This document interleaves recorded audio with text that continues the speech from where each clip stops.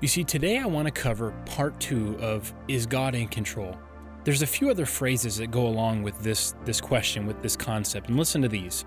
Everything happens for a reason. God has his ways. God works in mysterious ways, and, God had a purpose for it. Typically, humans will use these phrases when they don't know how to explain something that's happened.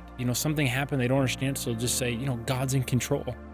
But I want to examine that. Is it truth? Is it real? And we covered a bit of it before, but I want to dive in deeper. You see, there's a story I want to start out by sharing of a student I heard years ago.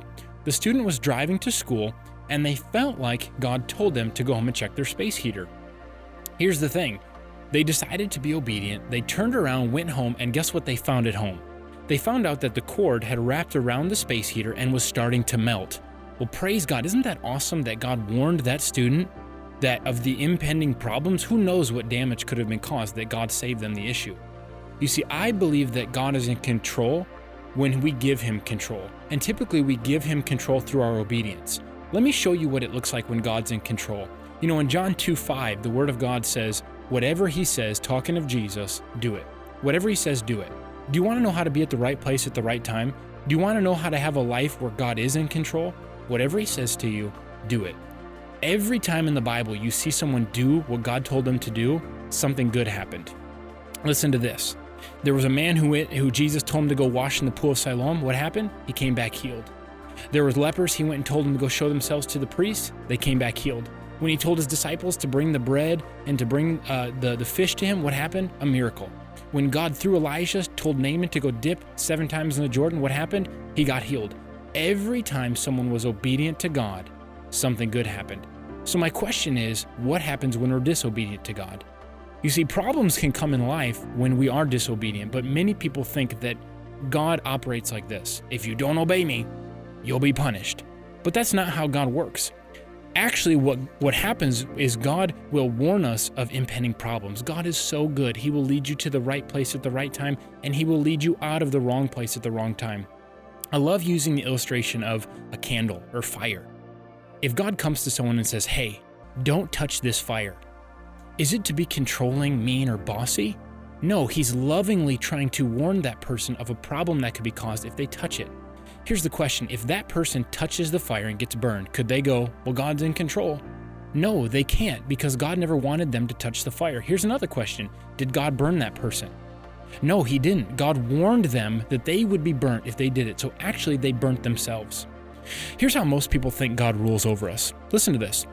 God does not rule over us with an iron fist. Listen to me. No, he leads us with a tender voice. So I want to dive further into that space heater story now that we've laid a foundation of obedience and how to be at the right place at the right time and how to live a life where God is in control. Check this out. This is what God spoke to me that day after the students had left. He said, Dustin, do you realize that space heater could have caught on fire, could have caught the whole house on fire? Their family could have died, and I would have gotten blamed at the funeral. In fact, people would have been at the funeral saying, God's in control and God has his ways. Everything happens for a reason. But actually, God put a solution in the earth where people could choose to be obedient or not. Here's what's amazing. God didn't create robots. He's given us free will. See, he wants us to choose his will where he would be in control, but there's times where we choose things that aren't his will, so he's not in control. And the consequences that come didn't come because he wanted them. You see, God operates much more like this. He doesn't operate out of a listen to me or you'll be punished. He operates out of a please listen to me. I'm trying to help you. If you head that way, there's destruction over there, and I don't want you to be destroyed. In the same way that parent would warn a child not to touch the fire. They're warning them, trying to help them if they will just listen. You see, I believe there are lives being taken all over the planet that God doesn't want to happen. It's because there are times we just aren't obedient. Think back to Moses when God told him to speak to the rock the second time. What did Moses do? Moses did not do what God said, and he hit the rock instead. And because of that, Moses missed out on the promised land. Was God in control? He wasn't. God wanted Moses to go into the promised land, but through Moses' disobedience, he missed out. It was Moses' fault, and God's will did not happen. Check this out. What if God comes to someone and says, hey, lovingly, not controlling, lovingly says, hey, please change your diet. Take this out of your diet. I want to help you. I see impending sickness. I see impending disease, so you need to eliminate this from your diet. It's not that he's going to punish them if they don't. He can see the destruction that's coming. He's trying to warn them that if they don't change their habits, something bad could happen, not that he would do it. So here's my question for you. You have to answer this. If God comes to someone and says, hey, take this out of your diet or do this. I know I've had it. I've had times where God says, hey, Dustin, do this. And I'm sure you have too, right? So if that person doesn't listen and they die due to poor eating habits, can we raise up our hands and go, hey, God was in control? No, God had a solution. God wanted to help that person, but that person wasn't obedient when he tried to help. So it's not God's fault. Friends, I believe there are things God's getting blamed for all over the planet, all over the time that he's never wanted to happen. In fact, let's go back and look at the Garden of Eden. Adam was warned not to eat the fruit. Why? It wasn't that God wanted to punish him. If God wanted to punish him, he just would have punished him on his own, right? He wouldn't have even said, if you eat the fruit, this will happen. He would have said, I'm just going to punish you because that's my will and that's what I want to happen. No, God said, hey, don't do this because I don't want this to happen. But you realize God warned Adam, and Adam opened the door to the devourer because he didn't do what God said. God was trying to lead him to the right place at the right time. Therefore, God's will didn't happen because he disobeyed God.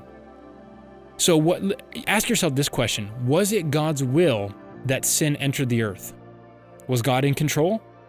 Absolutely not. God never wanted sin to enter into the earth. He never wanted death to come. God was not in control. Check out what God said to Adam in Genesis 3:17. Cursed is the ground because it's my will, because I'm in control, because everything happens for a reason, because I work in mysterious ways? No. Genesis 3:17, God looks at Adam and says, cursed is the ground because of you. It was Adam's fault that the ground was cursed. It wasn't God's will. Adam opened the door to the devourer. He let sin in, and God's will did not happen. You see, there's going to come a day where God is fully in control. Absolutely. There's going to come a day where there's no more sickness, no disease, no pain, no tears, nothing but joy. And in that day, God will be fully in control. But right now in the earth, where men have free will to choose to obey and disobey, God's not in control. There's an enemy who is stealing from people. There's an enemy who has a will that's trying to bring his will to pass. So please hear my heart, my friends. Some people hear this and they think I'm taking something away from God. Like, I believe God is all-powerful. I believe he's unlimited. But I believe he has set limits on himself by giving us free will. God is not limited, but he has limited himself. In the same way, God can't just save everyone he wants. People have to choose to go to heaven, right? God doesn't want people to go to hell, so God's not in control of that situation. God has given us a free will to choose his will or not his will. God is not in control, my friend. He's only in control of what you give him control of. You see, Satan is using this lie to blame God for all the bad things that happen in this earth. And I believe this is one of the reasons many people don't want to get close to God.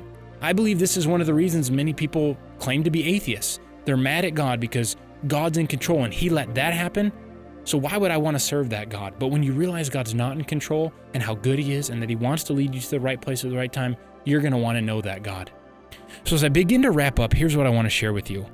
God is not in control of millions of babies dying. There's an adversary out there that wants his will to happen. Why would anyone want to serve a God that is in control of kids starving to death? I know that I don't. You see, it's not because he's in control. And that is why we must pray that his will would be done. Because his will isn't be done, so we need to pray so that it will be done. This is why we must press in to hear the voice of God, be obedient to him, so then his will can come to pass. Thank you so much for joining me here today. Go below and comment because I want to hear from you. And I know this video helped you and we want to help reach more people. So would you go like and then please share it with someone else. Next, I want you to go below and subscribe so that you can stay updated on all future content. I'm so grateful you took some time to join us today. Have an amazing day.